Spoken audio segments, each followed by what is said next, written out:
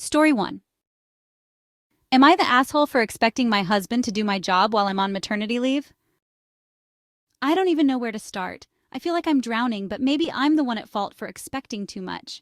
I'm 27F and a first-time mom to a 7-week-old baby girl Daisy. She's beautiful, but she cries all the time. The doctors call it colic, but it feels like I must be doing something wrong.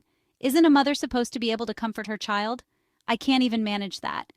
The past few weeks have been a blur of pain, exhaustion, and failure.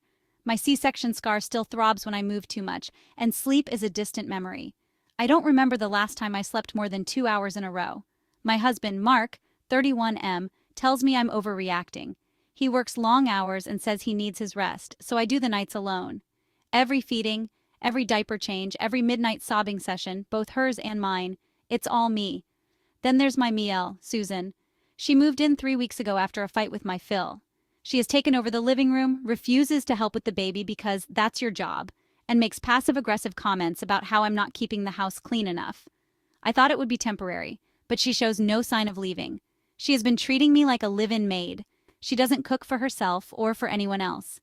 Instead, she'll drop hints like, "It'd be nice if there were some tea," while I'm juggling a screaming baby. Yesterday she had friends over for book club, and they spent the afternoon laughing loudly and commenting on how messy the house was. I wanted to scream. Instead, I hid in the nursery and cried. And the dog, God, our dog got sick. He's been vomiting everywhere for days.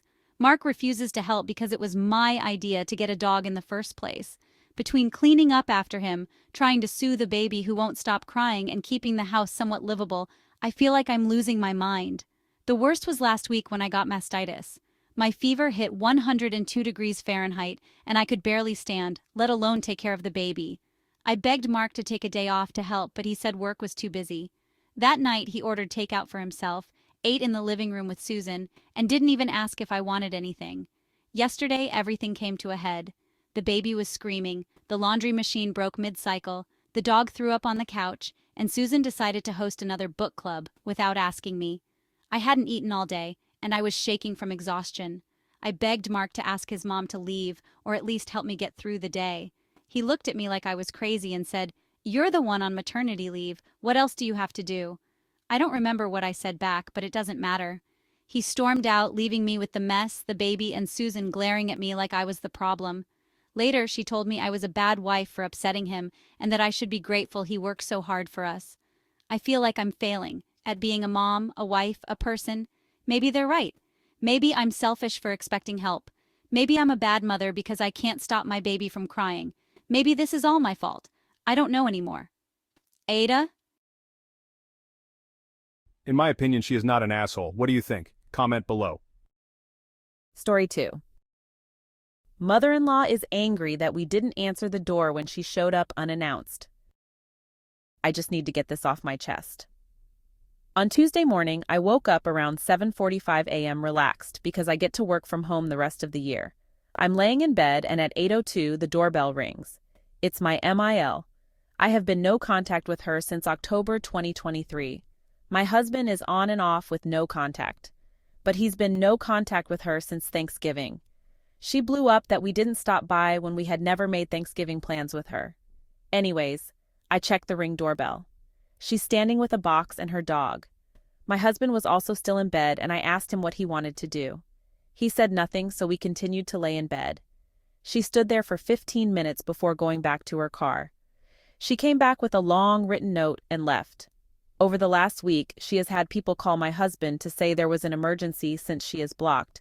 Both times it happened, there was no emergency. She just wanted my husband to come over. The note basically said that FIL is sick and we needed to take their dog. My husband talked to Phil and he said there was no emergency and that he was taking some time away from MIL. He does have health issues, but I think they may have separated. My husband calls Miel. She tried to guilt trip him saying he didn't answer and she had to drive an hour each way. She isn't supposed to be driving to begin with because of health issues. I'm just dreading the rest of the holiday season now. In my opinion, she is not an asshole. What do you think? Comment below. Story 3. AITA for not delivering the food I made to an event I got uninvited to. 2 weeks ago, I got invited to a baby shower from a friend who I haven't seen in years. She moved to another state, but had apparently moved back and now is having her baby shower here. I was so excited since I haven't seen her in so long. She started a group call with all the mutuals she invited. She did disclose that this was going to be a quick and small one since she had just found out she was pregnant when she was 35 weeks with an induction scheduled on her 37th week. We all started volunteering to be responsible for different things for the baby shower. I said I'll cook Filipino food and help pay for some of the decor. I sent money to the friend who was in charge of decorating. I asked mom-to-be how many people are invited besides the ladies in the group call. She told me 15.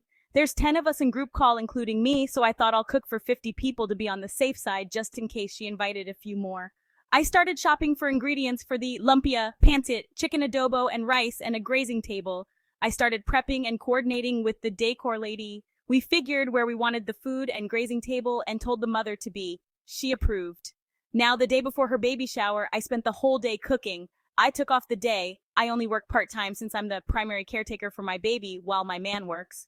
Mind you, I had to arrange for my MIL to watch my baby while I did all the cooking and for me to go to the baby shower. I didn't want to bring my baby since I would be busy with the catering.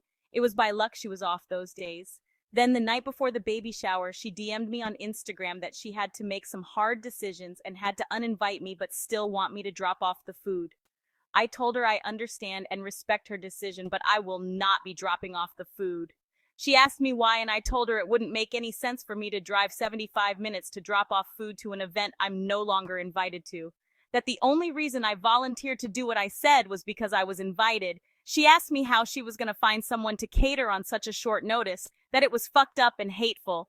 A few friends sided with her while most sided with me. I want to know from a stranger's perspective if I'm the a-hole? Edit. 1. I don't know the full story about her pregnancy. She told me that she went to an OB checkup because her period was unusually heavy and long. They found out she was 35 weeks pregnant and was having complications, which is why they scheduled an induction. 2. I've already sent the screenshots of the messages to the 10 mutuals. 3 out of the 10 sided with her, which prompted me to post this because maybe I'm missing something. I was being told that I should have been an actual friend, that I should have been the bigger person, that she was going through a rough time with her pregnancy.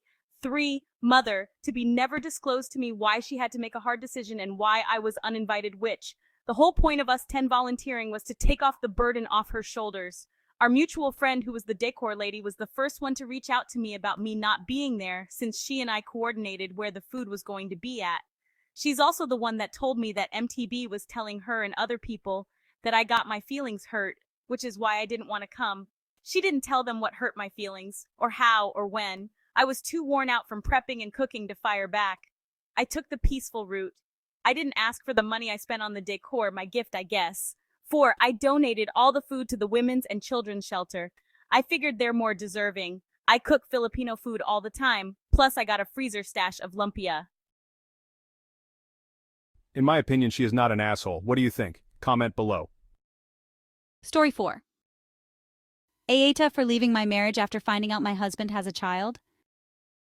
My husband, 29M, didn't know he had a daughter, 8, until a few months ago. We have been married for just over 2 years, and something we both were on the same page about from day one was neither one of us was interested in step-parenting or dating, marrying someone with kids.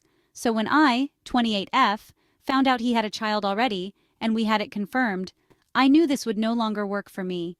He saw it coming too, and he tried to convince me to stay, and he tried to make it seem like it should be okay even though he wouldn't stay in a role reversal, and he admitted it. We have argued over it because he wants us to stay married, raise his daughter, and have the kids we planned on having. He thinks I should be able to handle being a stepmom now. He even said we don't have to deal with any ex-drama. But he has a grieving and angry child who lost her mom 2 years ago, lived with her aunt, and then was shipped off by the aunt to a father she never knew. It's a lot, and she has been through so much and is actively going through so much. She's grieving and angry, and she doesn't want to be with him or to lose everyone she knew by being sent states away from the only home she knew. There is so much help and support she needs, and I'm not the person to give it to her. My husband's family are disappointed and have wanted to talk about it, but I told them there's no changing my mind. I already moved out of the house we lived in because it wasn't fair to drag it out. We've been living apart for months and I already filed, but he wants me to change my mind and he wants me to consider therapy to try and work through this. He said I shouldn't throw our life away together over him having a child he didn't know about. There have been more attempts in the last month from him and his family to get me to call off the divorce, and his mom told me they, the family, love me and would hate to lose me from the family. And that I'm stronger than I realize. The whole thing boils down to, though, that even though I do love my husband, I am not happy he has a child with someone else. She's dead, yes, there's no competition or anything there, but I'm not happy that there is a child to begin with, and I don't believe I would ever feel she's my own. I always knew raising someone else's kids wasn't something I would be willing for. I know this is selfish on my part, and I am fine with that. But does this make me a horrible person, or an AH in the case of what's going on?